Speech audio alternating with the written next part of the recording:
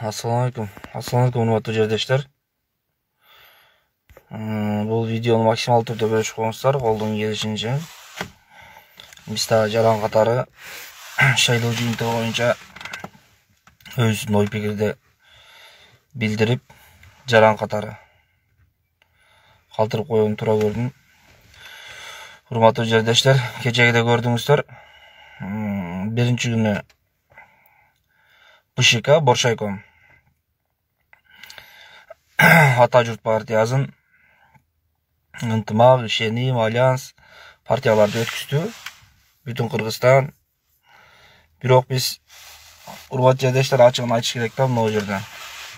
Бул шайлоого уже мындай ачык айтканда күмөн ойлор кетти да, элдин баарында кетти. Себеби дегенде БШК аны өзү тастыктап койду. Нуржан Шайлдайбекова чыгып биздин компьютерубуздан адашуу кетти деди. Андан кийин Марат Иманкулов 20 мамлекеттен хаккерлик чабуул болду деди. Азыр эми булар кыскасы мындай айтканда, урматтуу жердештер, мындай маселе болуп атат да. Биз мурун ар бир шайлоодо кол санак менен өткөргөнбүз да, мурундары. Андан кийин кол санак ал жака жетпестен бурмаланып, ар кимизи кол санактын жарым кагазын ыргытып беришип, жолдо эле жок кылышып, ордуна башка кол санак кагаздарды кошушуп, бул кол санак бизге туура келбейт экенин баарыбыз сезип, билип, аягында ушул урнага өткөнбүз да. Онлайн эсептөөгөчү. Азыр эми эмне болуп атат билбейм. Кайра эми онлайн жанагы жок кылышып, кечээни кол санак өткөзөбүз деп атат. Мен бул боюнча айтып коеюн дегеним, ким кепил берет ошол жанагы кол санакка, ким кепил берет? Мен чын эле айтайын, көп жерде мен өзүм факт аркылуу жүктөгөм. Бардык жерде керек болсо урнадагы брака чыккан бюллетендер дагы ичинен баары эле основной Бүтүн Кыргызстан партиясына добушу кеткен экен. Бирок алар эч кандай брака чыкпаган экен. Эми ошолорду азыр ким кепилдик берет? Мисалга, мына караңыздар, бир шайлоо участкасынан 100-150 голос деп коюң, брака чыкты. Ошолор бирок чынын айтканда таза голос экен. Эч кандай жана 4-3 белгилеген ичинен чыкпаган. Баары ордунда экен. Бирок азыр ошолорду жокко чыгарыш үчүн жол оңой эле да, дагы бирөөдү кошуп чийип коюп, же болбосо баягыны сызыктан чыгарып коюп, баарын жокко чыгарып бериши мүмкүн. Мен мисалы чынын айтайын, жаран катары эч кандай мыногу шайлоодо билбейм. Буну Садыр Жапаров эсти чын өзүнүн жанагысын ала аткан болсо, буну жокко чыгарыш керек. Жокко чыгарып туруп эле сразу экинчи шайлоо жарыялаш керек. Буну экинчи шайлоо дегенде эч кайсы кандидат агитацияга да чыгарбастан эле болду, ушо 10 күндөн кийин шайлоо деп жарыялап коюп, же 5 күндөн кийин шайлоо деп жарыялап коюлду. Кайра эле ушул боюнча эч ким агитацияга да чыкпайт, эч ким эч кандай жанагы кылбайт деп эле жарыялап коюш керек. Биз дагы Бүтүн Кыргызстан партиясы өткөн менен өттүк деп туруп эле безирейип отура берсек болот. Бирок мындай башаламандыкты көрүп, чын эле айтыш керек, мындай адилеттүүлүк сөздү айтып коюш керек. Бул жерде Альянс, Жанар Акаев, Алтынбек Сулайманов, бул партиялар өттү, альянстар. Бирок өтүп алып туруп, өздөрүнүн жанагысын айта албай атат. Аз барам. Өтүп алып туруп, өздөрүнүн чындыгын айта албай атат. Же Жанар Акаев көр болуп калдыбы, мен түшүнгөн жокмун. Себеби көрүп атат, көзүбүз менен көрүп турабыз эмне болгонун. Даже БШКнын төрайымы Шайлдайбеков айтат. Бизде связь ушундай болуп, 4 адам 4 түрлүү айтат. Садыр Жапаров связь десе, Нуржан Шайлдайбекова башкасын айтат. Иманкулов хаккерлик чабуул деп атат. Уже мына жерден күмөн кетти, чынын айткандачы. Бу Жанар Акаев мисалы, мен жаран катары, адам катары чын мындай эч кандай жанагым жок, бирок мындай реальный жанагы болуш керек да. Эптеп эле ушу парламентке кириш жанагысында болбош керек да. Элди дагы мындай ойлош керек. Азыр эми шайлоодо кайра жарыялаш керек дейт болсо, канча процент адам барат? Кечеде 30%ке жетпеген адам барып аткан шайлоого. Бийлик чын эле айтайын, азыр уже шайлоо кайра жарыяланатырган болсо, Садыр Жапаровга чын эле айтайын, элдин ишеничи калбай атат азыр. Кечеде көрдүк да.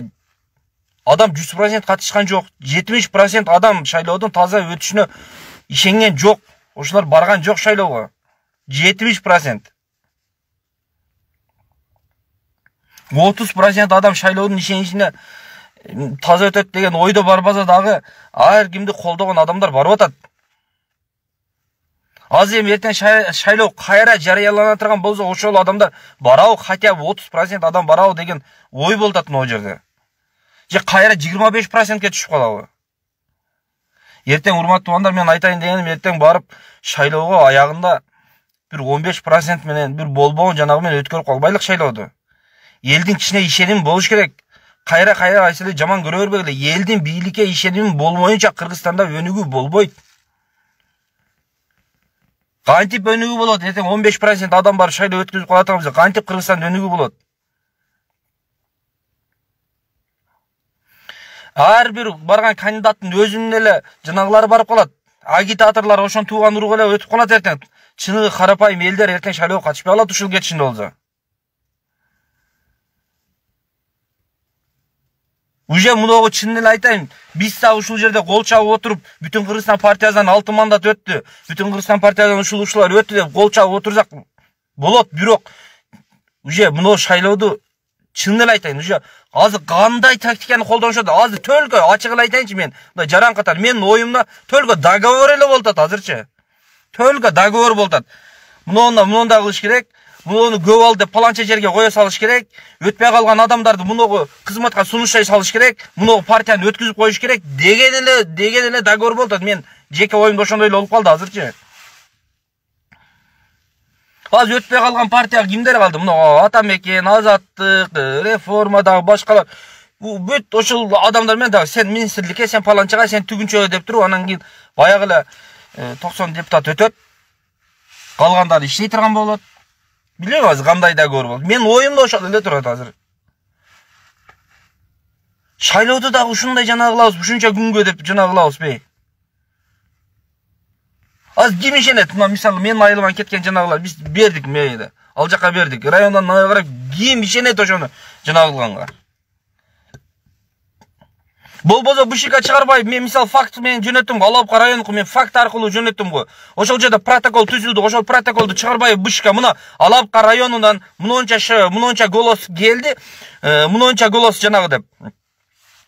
Ал жерде урнага короче брака чыгарылган, бирок булар таза голостор экен деп чыгарган жок да, бизде протокол дагы деле чыга элек да, шайлоо бүткөндө уже 2-чү күн болуп атат. Буну Алапка районунун шайлоо участкасы жокко санабайт, жокко чыгара албайт. Мисалы бизди протокол менен бүткөн ал жерде. Бир шайлоо участкасынан 68, экинчисинен 197 чыгып атат. Үчүнчүсүнөн 90 канча чыгып атат.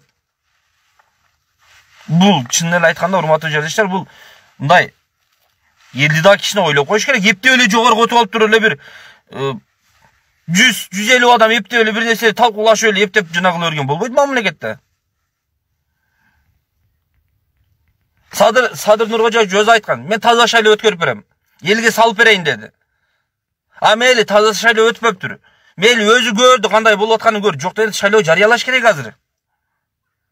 Кечегиде дагы элдер канчалаган жакшанган ошол жерде. Сооронбай Жээнбековго жакшанып турган. Жок, шайлоо жокко чыгыш керек, мына парламент кетиш керек деп канча жакшанып турду. Бирок аягында Сооронбай Жээнбековдун оозунан бир сөз чыга албай калды. Шайлоо жокко чыкты деген эле сөз чыга албай калды. Ошондайдан бийлик алмашып кетти. Эртең Кыргызстан азыр тополонду көтөрө алабы? Анан кийин эптеп эле аз ойлонушу мүмкүн, аз тополонго чыккандарды эптеп камап, анан ал жактан бул жактан кылып, канбайбыз, милицияларды төгөбүз, анан кийин буларда тактика болуп калды, элдин өзүнө элди салып берген.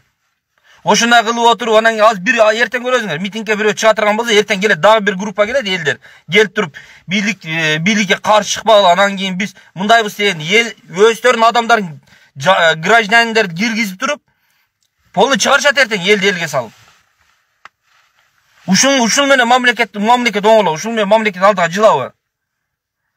Бул эл уже көрүп бүттү. Эртең мына сиздер ойлоп атасыздар, карапайым адамдар телевизордон көрсө же интернеттен көрсө, жөн эле адамдар уюшуп чыгып алыптыр. Буларга дагы мына элдер өздөрү чыгып каршы чыгып атат деп ойлоп калат дешеңер мүмкүн. Бул убактылууча, бул калбайт, бул убактылууча болуп калат элдин мезинде. Бирок эртең эле чындык чыгат да.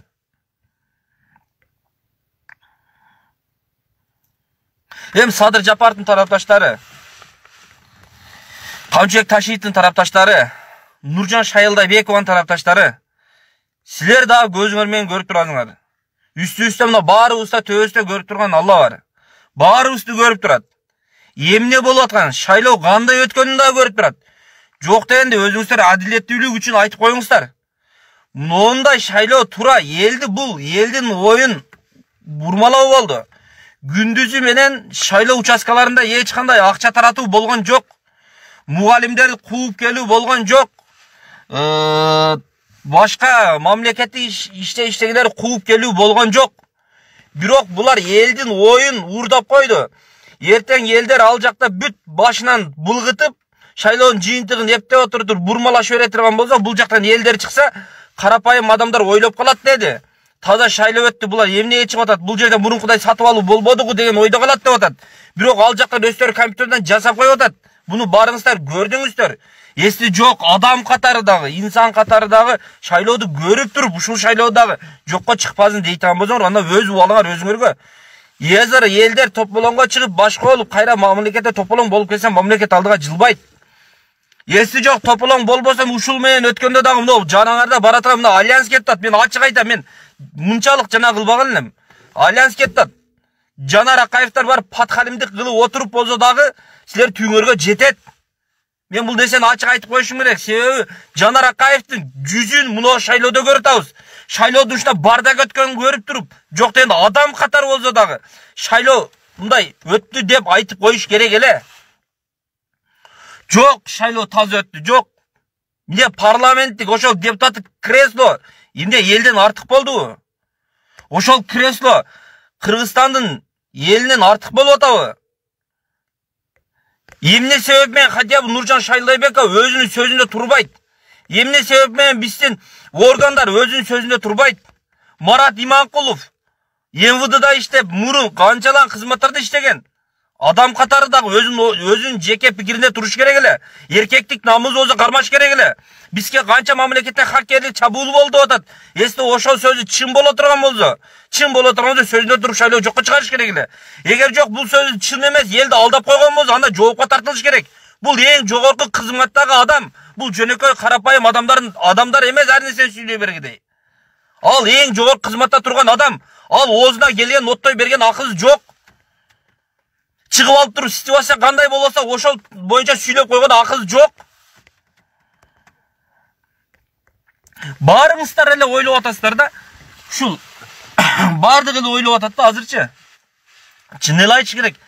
Мен мисалы жөнөкөй адам катары ойлосом, шайлоодун баардыгын баштан аяк көргөн адам катары ойлосом, шайлоонун жыйынтыгын уккан адам катары ойлосом, бул шайлоо автоматтык түрдө жокко чыгарыш керек.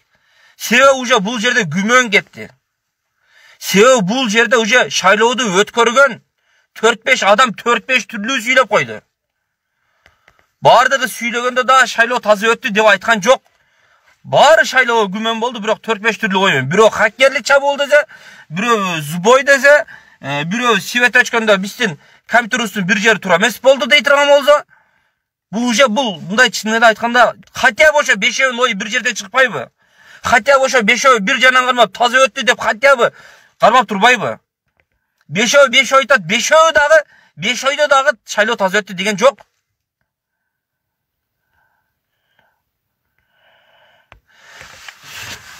Көп безилдебечи, шайлоо таза өттү, сенин адам өтпөй калса эле кыйкыра бересиң. Ким? Жанат Абдимиталип дейт. Жанат мырза, айымдысызбы мырзасызбы билбейм. Биздин колдогон партия өттү. Бүтүн Кыргызстан партиясы өттү. Биз колдогон инсан Адыган Кенсембаев дагы өттү. Бирок шайлоодун жыйынтыгын көрүп атабыз азыр. Шайлоодо ар түрлүү ойлоп, мен ошого айтып атам. Биз өттү деп кол чалып турганыбыз менен эл кийинки шайлоодо ишенбей калат. Кийинки шайлоолордо уже эл келбей калат шайлоого. Но шайлоодо адилеттүү кылып өткөрүш керек эле. Элдин чынын айтканда, элдин ал шайлоого ишеничи калбай калып атты эле жылдан жылга. Азыр мынау шайлоодо барыңыздар көрдүңүздөр, 30%ке жетпеген адам катышты шайлоого. Элдин ишенимин кайтармайынча мамлекет эч качан өнүп өзүп кетпейт. Эл өзү менен, мамлекет өзү менен болуп калат. Ел өзү менен, бийлик өзү менен болуп калат. Мен айтайын деген туугандар, муну сиздер да көрдүңүздөр. Шайлоо өттү. Бирок кечиндеги шайлоодо өткөргөн 4 адам 4 түрлүү сүйлөп атат. Уже ушул жерде 4 түрдүү сүйлөп, хотя бы таза шайлоо өттү десе дагы мейли, бирок 4 түрлүү сүйлөп, баарында шайлоо таза өтпөдү деп атат. Баарында шайлоо таза өтпөдү. Нуржан Шайлайбекованы кече Садыр Жапаров мактап койду эле. Азыр оюна келгенин кылдат бул. Бул аялды кетириш керек эле. Садыр Жапаров эмне кылат? Чынын айтканда. Эмне кылат бул аял? Кетирип салыш керек эле. Азыр ушул кетишинде улана турган болсо, аз тополоң болуп аткан болсо, ушул бийликтин дагы башына ушул аял жетет. Жанагы интернетке чыгып алып туруп, анан кийин мында каршы чыккандар, силерди андай кыласыз. Алардан ит да коркуп аткан жери жок азыр. Болгон адамдар мамлекетте тынччылык, ит деле корккон жок ушул видео кайрылууларынан. Мамлекетте тынччылык болсун, элибизде тынччылык болсун деп күтүп отурат ушулар. Кой бизге башка мамлекет күлүп атат деп күтүп отурат. Кой эртең тополоң болуп келсе, кийинки шайлоолор кандай болот? Эл кичине болсо дагы ишенеби деп ошону күтүп отурушат. Силер видео кайрылуудан ит да корккон жок. Жана 5 адам чыгып алып андай кылабыз, мындай кылабыз. Колуңардан эшектин тезеги дагы келбейт. Чын айтайын, мен мынау жериме эмес, мынау жериме жетип бүттүм маңачы ачык айтканда. Кичине ойлонуш керек да. Садыр Жапаровду колдоп атсаңар, мейли, ага эч ким каршы болгон жок, колдогула. Колдоп аткандан кийин Садыр Жапаров өзү дагы көрүп атат, Тажиев өзү дагы көрүп атат. Колдоп аткандан кийин паланчаны өлтүрүп кетем, паланчаны союп кетем, паланчаны тыгып кетем, паланчаны уруп кетем деген ошондойлорго чара көрбөйбү? Азыр биз мисалы адам катар, жаран катар мага ошентип бирөө айта турган болсо, анын чарасын көрбөй турган болсо, мен өзүм чара көрө турган болсом, эртең бул жерде мен өзүм кылмыштуулукка барышыма туура келип калабы? Ушундайлар алдын ала токтотпойбу канчалаган органдар мисалга? Менен башка канчалаган жарандар жүрөт мисалы? Канчалаган адамдар сөгүп атат. Эртең ошого мамлекет бир чара көрбөсө, биз өзүбүз, ар бир жаран өзү көрө турган болсо, эртең кылмыштуулук пайда болот да. Эмне себеп менен ушул нерсе кылмыш болгонго чейин, эмне себеп менен ушундай нерселердин алдын албайт? Бизден эле кылмыш алыш керек. Мына кечеде бир тиктокерди чыгарышыптыр, уруп чыгарышыптыр. Бул жерде ургандарды айтат, сен туура эмес кылдың деп. Ал баланы көргөнсүздөр өзүңүздөр баарын, баштан аяк. Ошону мамлекет, мисалы органдар бар, МВД бар, ГКМБыз бар, бардык турат, СМБыз турат. Ошол органдар ошого чейин алдын алып туруп, ошол баланы чакырып туруп, жазалаш керек беле? Жок, аны жазалабады, органдар караган жок, мамлекет уруп деле койгон жок. Акыры мына кыргыз жарандары чыгып, мажбур болду ошону кылганы. Ошого чейин мамлекет аракетин кылыш керек эле. Азыр мынау дагы ушуга баратат азыр.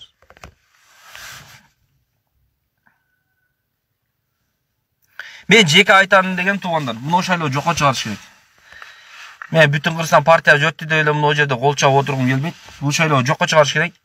Бирок шайлоо жокко чыгарган менен билбейм, эл кандай болот, эл эртең кайра ушу 28% эл келеби деген да ой келип атат да. Келеби ушул эл. Же азыр кантип айта алат дейм да, азыр мен бийликке таң калып атам. Кантип айта алат?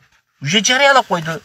Кыргызстанда мынча адам өттү, альянсы мынча өттү, паланча мынча өттү, бүтүн Кыргызстан мынча өттү, жарыялап койду. Эртең буларды азыр өтпөдү десе, мунуга кечеле мени деп атты. Сен эч сүйлөп атасың деп мунугаларга чыгат. Азыр эми жок бул шайлоо өтүп бүттү, ошолор эле өттү десе, азыркылар каршы чыгып атат.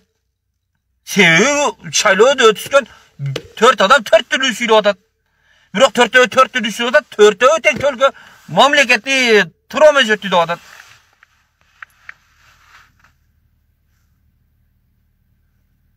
Az бүттүгү. Имакуловдун айтканы боюнча хакерлер чабуул жасаган болсо, хакерлер чабуул жасаса бурмалап салды бүт кашаны чыгарып. Кантип шайлоонун жыйынтыгын чыгарылат? Кантип чыгарат?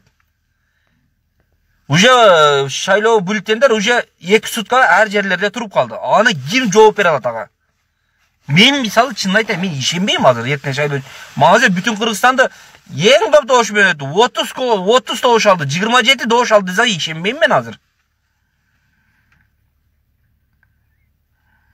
Ал жерде уже канчалаган уже белгилер болуп кетти уже. Бул төлгө бир эле жолу калды. Төлгө договор эле калды. Договор эле болуп атат, башка эч нерсе болгон жок. Мен ошондой ойдомун. Бул менин жеке жарандык оюм.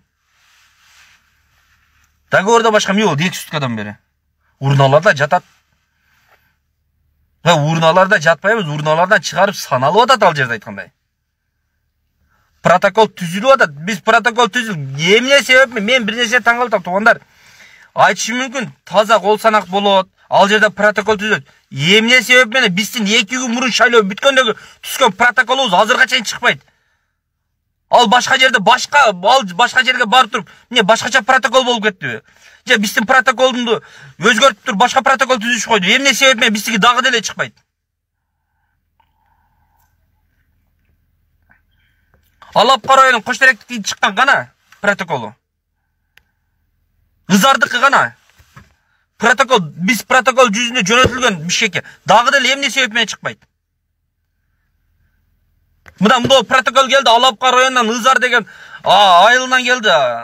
Ушул жерден келди деп 2-3 протокол жөнөтүлгөн. Алапканын өзүнөн гана ошол протокол чыгарылбайт. Же биздин протокол, мен ал протоколго да ишенбей калдым. 2 күндөн бери чыкпай аткан протокол. Ал каерде өзгөрүлүп атат? Кайсы жерге жетип туруп өзгөрүлүп кетти? Эртең мына Алапкадан кийин протокол деп туруп өзгөрүп салган болсо, биз каяктан билебиз аны?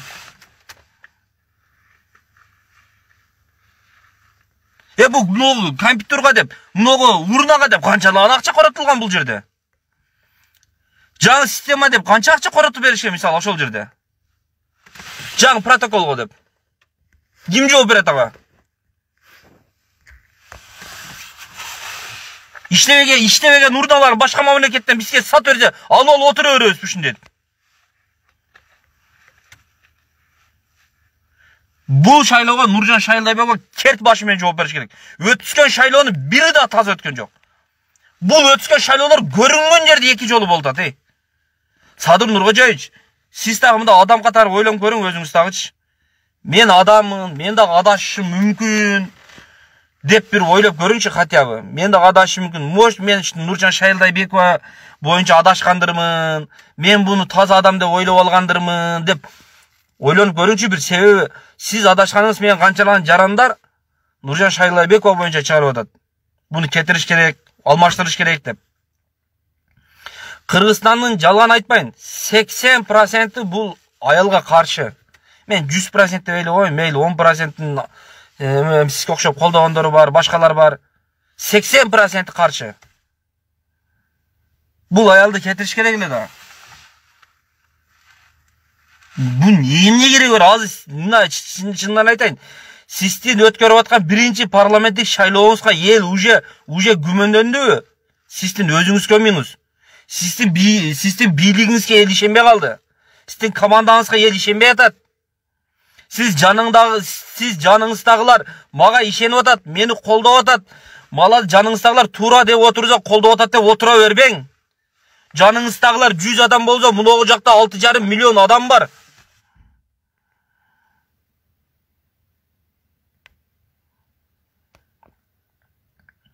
Ойлонуш керек да кичине. Бу кандай эле болуп кетти? Мисалы мына Шайлообек Атасов өтпөй калды. Кандай эле Сексен Бакелио дегендер өткөрөт да Шайлообек Атасов өтпөй калат?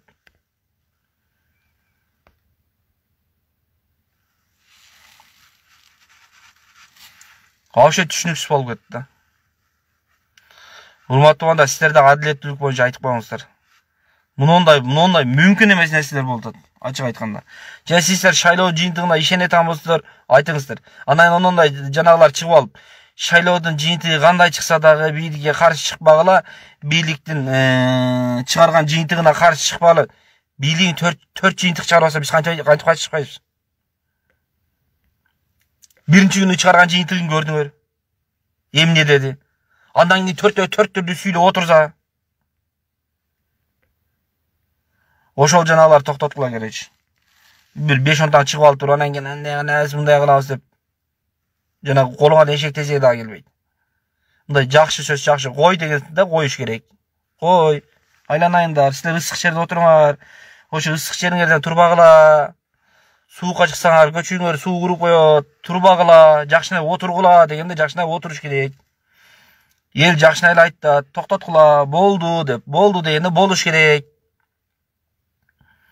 Силер ойлоп атат ошо, Кыргызстанда ошо 10 табыз чечип коебуз, анан кийин 10 табыз кыйкырып чыга берсе эч ким бизинде бул тактика өттү.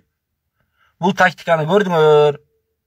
10 таңар чыгып алып кыйкыра берсеңер, Кыргызстан эле, мунулар жулуп алат экен, мунулар паланча кылып алат экен ойдон уже мезине сиңбей деле калды. Оюңар урам айнабай калды мындай айтканда. Шайлоо таза өткүзүш керек. Мен бардык жарандарға кайрылам. Өз оюңуздарды билдириңиздер. Анан чыгып алып туруп эле битте бир YouTube канал ачып алып, же болбосо бир сайтта подписчигин көбөйтүп алып туруп эле өзү тууган уруң, досторуң, анан кийин пол өзүң тараптагылар чогултуп алып туруп эле эптеп эле сөзүң айтып алып чыгып ала бербестен, урматтуу туугандар, адам катарда, жаран катарда бардык жагын бирден ойлонойлук. Бардык жардыгын. Шайлоо чокко чыкса эмне болот? Шайлоо эс ушул боюнча жыйынтыгы бүтүп калса эмне болот? Бардык жагын ойлонойлук. Кыргызстан мен эмнени айттым? Ушул кетишинде шайлоо жокко чыкпай калса, менин бул жеке оюм. Шайлоо жокко чыкпай кала турган болсо, чынын айтайын, эл өзү шайлоого вообще кайдыгер болуп аткан, кийинки шайлоолордо вообще кайдыгер болуп калат. Мамлекетке вообще жанагысына кызыгы калбай калат. Мамлекет өнүгүшүнө уже элдер күмөндөнүп калат. Уже сыртка чыккан жарандар уже көп болуп аткан. Эртең ушул шайлоонун жыйынтыгы жокко чыкпай турган болсо, менин оюмда сыртка чыккандардын саны мындан да көзүп кетет. Себеби биздин мамлекетте өнүгүү болбошун, биздин мамлекетте төлгө карапайым элди жеп эле отура беришин бардыгы ушундай ойдо болуп калат. Бул менин жеке оюм. Ошондуктан Кыргызстанда адамдар азайып кетет. Бул ошого алып барат. Элдер ойлошу мүмкүн, жок, андай болбойт. Кантип эле шайлоого эле, шайлоонун жыйынтыгы эле ушуга алып барып калды. Бунун ар кандай түрү болот, ар кандай тактикасы болот. Ойлоңуздар, азыр шайлоо ушундай өттүбү, ким күмөндөнөбү? Кыргызстанда кымбатчылык болуп атат. Итак эле. Азыр эртең свет өчүп баштай турган болсо, кымбатчылык болуп баштай турган болсо, элдер тошно эле кетет. Уже бул бийлигиң да ошо экен, бул парламент дагы эле баягы жепштарлар дейт да, секирин жылганы жылып баштайт. Кыргызстандан канча ишкерлер чыгып кетти. Кыргызстандан канчалаган өзүбүздүн бизнес кыла турган адамдар чыгып кетти, башка мамлекетте бизнесин кылтат. Аларда тынч койбой атабыз. Бул чыккынчы акчасын барып алып башка мамлекетте бизнесин кылтат деп. А Кыргызстанда кылса бүт келип алып жутуп атса, жеп атса, алар кантип Кыргызстанда кылат? Ошондуктан урматтуу жерлештер, бардыгын тегиз ойлонойлук. Мамлекет бир эле ошо жана кыйкырып чыгып аткан 10 адамдык эмес. Мамлекет 6,5 миллион кыргыздыкы. Бул мамлекетте биз өтүп кеткенден кийин дагы биз аркы дүйнөгө кетсек дагы бизден кийинки дагы эле кыргыздар жашайт. Бул жерде бир душманың жашабайт, башка жашабайт. Ошондуктан урматтуу туугандар, мындай тегиз ойлонойлук. Эртең кийинки, бизден кийинки муундарга дагы ушу бир бос болгон бир топурактарды калтырып кетпейlik. Алар дагы бул дүйнөгө келгенден кичкине бир жайык дүйнөнү көргөндөн ушу боло турган жашоодо жашай тургандай болсун. Бизден алдыңкы муундар Кудайга шүгүр канчалаган тоолорду калтырып кетти, канчалаган кендерди калтырып кетти, канчалаган байлыктарды калтырып кетти. Биздин муундар бирок төргө талкуулоо менен алек болуп атат. Ушундай нерселерди ойлоп отуруп, мамлекетте болуп аткан нерселерди ойлоп отуруп, мамлекеттин келечегине дагы түшүнбөй калган кээде.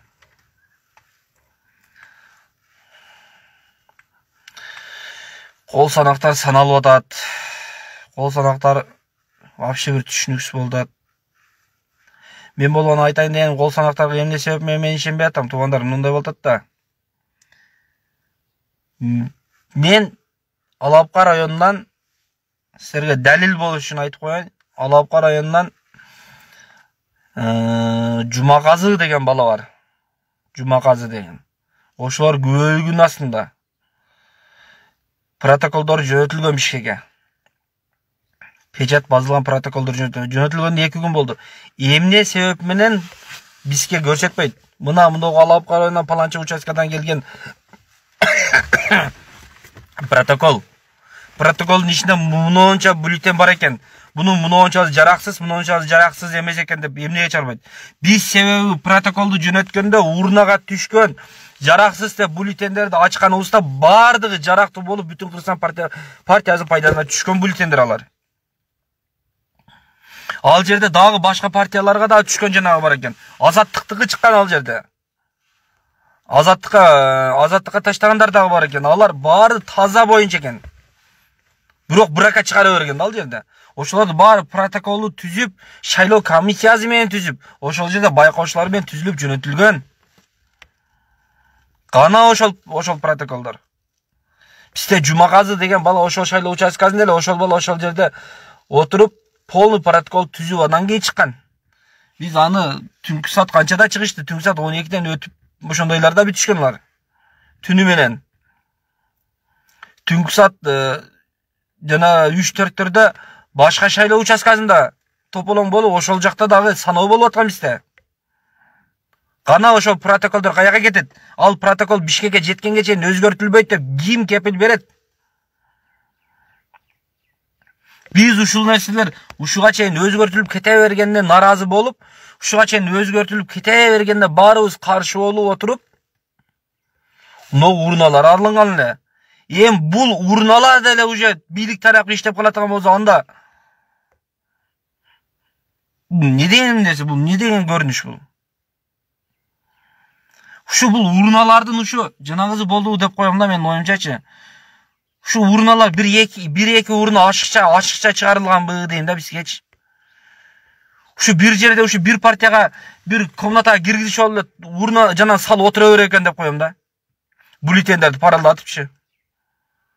Болбосо ар бир түшкөн бюллетень көрүнүп атат, экрандан көрүнүп эле турат да. Анан кийин көрүнүп туруп, кантип эле кечеги шайлоодо эле бул урна таза болотган болсо, бул Шайлдайбекова жакшы адам экен, таза адам экен. Эмне себеп менен кечеги шайлоодо эле Ата журт Кыргызстан 7% алган, Ата журт Кыргызстан азыр сыра эле 27% алат.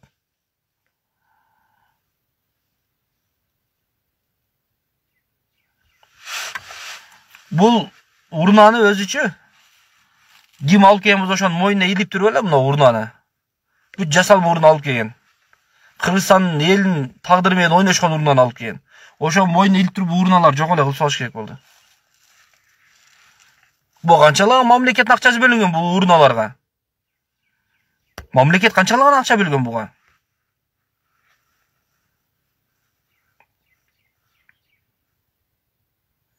Башка мамлекеттен келишип алып айтат текшерүүлөр. Америкадан келишти, мына Россиядан келишти. Булар айтат, шайлоо бир жакшына өттү, урналар бир жакшына иштеди деп. Биздики азыр урнага бул эмне деген? Урнага ишенбестен эми кол санак болуп атат. Кол санакка ит ишенеби азыр? Эч ким ишенбейт.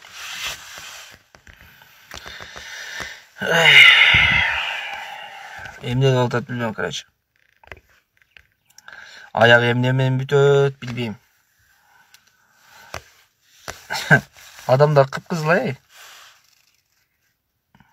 Онтазы чыгып кыйкырып, шайлоо жокко чыгыш керек деп кыйкырбаса, онтазы чыгып кыйкырып атат.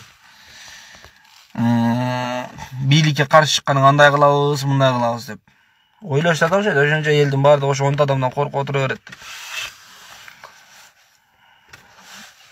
10 адам эмес, кечеге жананы унутушуп калды. Парламентте Асылбек Жээнбеков киргенде,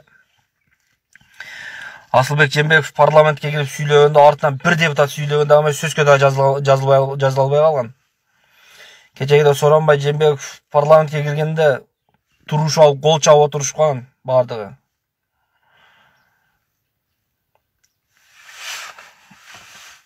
Булар ойлоп атат ошо элдер анан кийин ушундай коркушуп атат, баша кылдат деп. Ошол бийликте эмне болду? Аякта азыр. Даже бир тууганы түрмөдө болсо, бир тууганы ошол боюнча бир адилеттүү сөзүн айта албай отурат. Токтотуш керек бул нерсени. Шайлоодо өткөрүп аткандар баары азыр Садыр Жапаровдун өзүнүн каршылаштар экенин далилдеп койду. Шайлоо ушундай бардак болуп атса дагы элди көчөгө чыгышка мажбур кылып койду. Булардын баары Садыр Жапаровдун жанында кол чабып отурганы менен баары ошо Жапаровдун өзүнүн душмандары болуп чыгып атат азыр. Себеби дегенде Садыр Жапаровдун душмандары эмес болсо шайлоо жыйынтыгы чыкты, болду, бир сөздү кармап отурушпайбы катябы. Булар ар кимиз ар сөздү айтып отуруп, ар кандай ойлорду айтып отуруп, уже элдер көчөгө сүрүп чыкканы мажбур кылтат. Булар атайын кылтат буну. Садыр Жапаров ойлошу мүмкүн. Садыр Жапаровдун башына айланып атабы. Эми Садыр Жапаров баш айланат десең, баш айлана турган дагы жашта эмес. Эми баш айлана турган жашта эмес дейин тыган болсоң, кантип эле ушул нерселерди көзү менен көрбөйт, мен таң калам да. Өзү мындай ойлонуп көзү болот да. Уже шайлоо жыйынтыгы чыкты. Мен мындай дедим. Шайлоодо жыйынтыгын чыгарган адам мындай деп койду. Биздин коргоо министрлери мындай деп койду. Ар ким өзү ар түрдүү сүйлөп койдук, бирок бардыгыбыз шайлоонун туура эмес өткөнүн жана кылып койдук деп ойлонсо болот да. Аны ойлонто алсаң кандай ойлонбой атат. Билбейм, жыйынтыгы кандай болот. Күтөбүз. Ошол урматтуу туугандар, баарыңыздарга тынччылык аманчылык болсун. Мен жеке оюмду айттым. Ошо жеке оюмда бул шайлоо жокко чыгыш керек. Кандай болбосун бул шайлоо жокко чыгыш керек. Себеби дегенде биз да кол чабып отурсак боло берет. Бүтүн Кыргызстан партиясынан 6 мандат алды, өттү деп кол чабып отурсак боло берет. Бирок шайлоодо өткөргөн 4 адам төрттү сүйлөп койду. Жапаров өзү дагы туура эмес жана кылып койду. Эми туура айтуу, туура эмес айтуу билбейм, бирок Жапаров өзү дагы айтып койду ошол жерде шайлоо туура эмес өттү, бизге связыбыз мындай болуп калды деди. Шайлдайбекова башкача түрүн айтып койду. Иманкулов болсо бизге чабуул болду деп койду. Анан бул шайлоодо кантип туруп таза деп айтабыз билбейм. Азыр бул кол санак боюнча, бул кол санак деген бул жок нерсе да бул. Кол санак боюнча. Элестетили, кол санакта Хамшек Ташиевдин командасы өтпөй калды, аркада калып кетти. Элестетили, кол санакта ошо Садыр Жапаровдун командасы өтпөй калды. Ошол менен кол санакты жасай албайбы? Ошол менен кол санакта болду, мен өтпөй калды деп калып кетеби? Ошол урматтуу жердештер. Ассаламу алейкум, кайжактан. Ва алейкум ассалам, алтын. Жанагы мен айылдамын. Ошол туугандар, баарыңыздарга тынччылык аманчылык болсун, элибизде тынччылык болсун, өлкөбүздө өнүгүү болсун, мамлекетибиз тынч болсун. Кыргызды ойлогон, мамлекетти ойлогон, өлкөнү ойлогон, мамлекет алдыга тарткан жарандар барган болсун, эмне болсо дагы. Баарыңыздарга ассаламу алейкум.